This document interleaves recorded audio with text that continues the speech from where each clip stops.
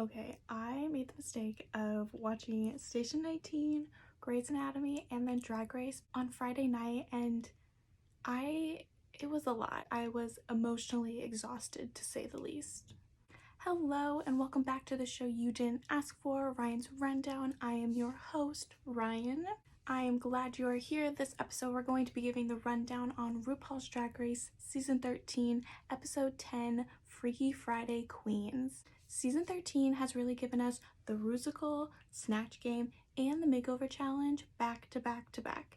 You cannot tell me that this is not good TV. Y'all know the spiel by now. I am not a drag artist. I've never done drag. These are just my thoughts and opinions as a media student, consumer, and lover of the art of drag. Take what I say with a grain of salt, and with that, let's get into it. So last episode we played the Snatch Game, got Mixed Paris Hilton impression, got them the win, and Utica sent Elliot with 2 T's packing back to Las Vegas. There was a lot going on in this episode, so I'm actually going to just jump right into the meat of the episode and we'll talk about storylines sporadically throughout. Now, I normally don't talk about the mini challenges because 9 times out of 10 they're usually pointless, but this one was kind of interesting in what they decided to air versus what they didn't. So the queens meet with psychic medium Char Margolis to do an impromptu reading on the main stage. We get a moment with Candy admitting to thinking Rosé was bland at first, but is now kind of warming up to her. We get a moment about Tina's relationship with her dad. We get a moment with Utica's cow, Clara, which, as Denali says, checks out. And then we get the moment that broke Rose Nolly's stan Twitter. Char brings up that she picks up the energy that Denali and Rosé are somehow connected and insinuates some kind of relationship there. Now, I know for a fact that this Rose Nolly situation will be brought up on the reunion in some way, shape, or form because RuPaul likes to exploit these queens for everything that they're worth. Please refer to Brangie from season 11 and how much they milked that. What made this segment really interesting for me was that it was said during an Instagram live that Denali did on the night prior to the episode airing. She said that there were many things that they talked about during this reading, but none of it aired. The tinfoil hat analyst in me says there's something a little fishy about that. Just the combination of the Rose Nolly relationship talk plus the amount of confessionals time that Denali got this episode, it just really was not looking good in my book. We got the same kind of edit for our lovely Janice Sport on season 12, the episode where she got sent home, of course. They're giving Denali that eager beaver, I just really want to win kind of edit, showing a main episode acknowledgement of her friendship with Rosé that blossomed when they were in the top 2 of episode 3, and just kind of wrapping up her storyline, so it's pretty obvious what they're trying to insinuate here. The queens find out that this week's challenge is the Makeover Challenge, but with a COVID twist. Usually they bring in surprise guests for the queens to make over into their drag family, but this time they will be turning each other into their drag personas. The queens are paired up by the Psychic based on who they could learn the most from. I didn't know that psychic was another word for producer, but I mean, go off. The pairs are as follows. We have Tina Burner and Rosé, Olivia Lux and Denali, Simone and Utica, and our last pairing is Candy Muse and Gottmik. So I talked about the Tina Burner Rosé storyline in the last rundown episode, and I think what happened this episode is about right on par with what I thought was going to happen. Tina and Rosé are 2 powerhouses in the New York drag scene, but they don't really know each other, and this pairing allowed them to not only walk in each other's heels, but also simply just to get to know each other as people. If we remember correctly, they were really trying to give Rosé the villain edit ever since episode 1, after she was extremely unhappy that she lost that first lip sync to Olivia. We're finding out more and more this episode from both Candy and Tina that Rosé just has some walls up, and those walls can sometimes come off as bitchy or standoffish, or in Candy's case, bland. But as Rosé is gaining more confidence in the competition and trust with the other queens, she's really beginning to loosen up and have more fun and create those relationships. All in all, from an editing, producing standpoint, I think this is really a good thing for Rosé. I'm not biased, but I think this is the small making of a larger storyline that could ride to the end of the competition. I get no better start packing your bags type of vibe or energy from this. They really can't let Rosé go home until she talks about Stephanie's child at least once, just once. It's time for the main stage. Okay, so we're switching up the format here this week because the challenge and the runway were practically the same thing. And most of the queens actually did not post any kind of professional content for this particular challenge slash runway. So I'm just gonna try and pull some screenshots or some like clips from the actual episode and talk about my thoughts on each pair, and we'll put them like here in the blank space. And as a clarification of this challenge, the challenge was to make the other queen into your drag doppelganger, aka make them look and feel as much as you as possible. That was the challenge. We'll just keep that in mind. First up, we had Rosé as Tina and Tina as Rosé. Now, Tina looked exactly like Rosé, and I will fight you on that. She really exuded Rosé's energy. So 1 point to Tina for exuding the energy, 1 point to Rosé for really killing it on the look and the styling of that. But what Tina did to Rosé's face, hateful. It was tragic. It really was something. And of all the challenges, this is the one that Tina decides to not do a red, orange, and yellow look on the runway. Okay, but Rosé is a good sport and really did her best to embody the over-the-top campy energy that Tina brings, and I think she did it well. Next up was Olivia as Denali and Denali as Olivia. It was obvious that this was the weakest pair of the bunch. I could tell immediately that Olivia was supposed to be embodying Denali because she had the look down. 1 point for Denali. I think Olivia's presentation on the runway was a little questionable. It seemed a little clunky and not as graceful as Olivia usually is, so I was surprised to see her not bring that here in this challenge. Denali, on the other hand, did not look like Olivia whatsoever. It was a very basic look. It really could have been any pageant queen anywhere, which was not necessarily the challenge. But I do think that Denali did a good job of doing what she could with it and really delivering some gracefulness and elegance to the runway in her presentation. Now we have Simone as Utica and Utica as Simone.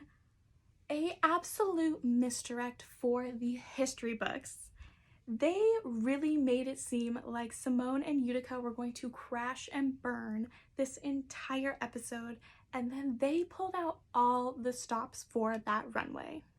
I think they both did an excellent job of embodying each other and really trying to give it their all. They were obviously the best pair up there. I do think that Simone might have carried the team just slightly more, simply because she made Utica look like an entirely different person and was able to pull that Simone energy out of Utica. A really stellar job from both of them. I was shocked and surprised. And last but not least is Gottmik as Candy, and Candy as Gottmik, otherwise known as Gottmuse. I will say, I think overall Gottmik did a better job at transforming Candy than Candy did transforming Mick. I didn't really see Candy's face on Mick, but I also think that Mick embodied Candy's energy on the runway, which is what saved that particular look. And I think obviously Mick did an amazing job on Candy's hair and makeup. The look wasn't my favorite, but I understand that they most likely had to make it in the workroom, to which I give them a lot of credit, because I know they both had to alter their outfits a lot more than all the other groups. Overall, a solid job done by both of them. Okay, so problem with this challenge comes when it is revealed that they will be judged as pairs rather than individuals. That doesn't make sense in any world, but it's Drag Race, so nothing makes sense, ever. If they had been judged as individuals, based solely on how well they transformed their partner into their drag doppelganger, my tops would have been Rosé, Simone, and Gottmik. I would have made Denali, Utica, and Candy safe, and I think the bottom two should have been Tina and Olivia. But I'm not RuPaul, so what do I know? And the winning pair of the Freaky Friday queens is rightfully so Simone and Utica, both winning a cash tip of $5,000. I will say that Utica really surprised me this week and really did turn it out, and I think her and Simone worked really, really well as a team. And with all of that, I hate to say it, the bottom two are Olivia Lux and Denali, lip-syncing to Shackles by Mary Mary. All things considered, and with no malicious intent, do you hear me? No malicious intent, I thought Denali deserved to stay over Olivia. I do not agree with this elimination whatsoever. The challenge, as I have said before, was to turn your partner into your drag doppelganger, and I think Denali made Olivia look like the spitting image of her, which Olivia did not do for Denali, in my opinion. Maybe the makeup on Olivia was not incredible, but you knew the moment that Olivia walked onto the runway that she was supposed to be embodying Denali. That's what I will say on that. Our Ice Princess Denali is the next queen to sashay away, and I am truly going to miss seeing her stomp it out on our screens every single week. I'm excited to see where this opportunity takes Denali, and she'll definitely be remembered as the light of season 13. This was honestly such a tough Untucked to watch this week because I've grown to love Denali so much, and she really is the fan favorite from the season without a doubt. You can just tell that she loves drag and art and how it makes her feel so much, and you just cannot deny her spirit and tenacity and the beautiful artistry that she brings to it all. So my Untucked moment of the week was when Denali comes back to the workroom to pack up all of her stuff after being eliminated, and she finds the letters from the queens at her station. Denali reading the letter from Rosé that was left was one of the sweetest things that has happened this season, and it's because that you can really tell that their friendship is not situational, it's genuine.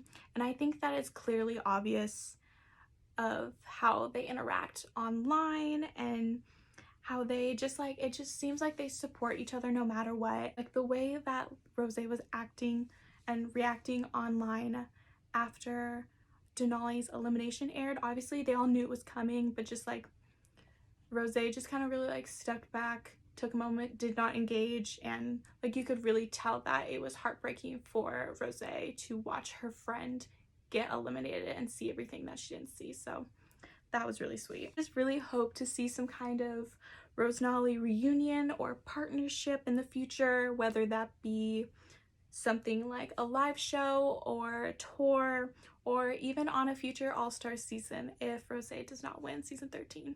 I think that would be very fun to watch. So I am like a broken record at this point, but my top 4 predictions after episode 10 are Simone, Rosé, Gottmik, and Candy Muse, with Miss Congeniality going to LaLaRi.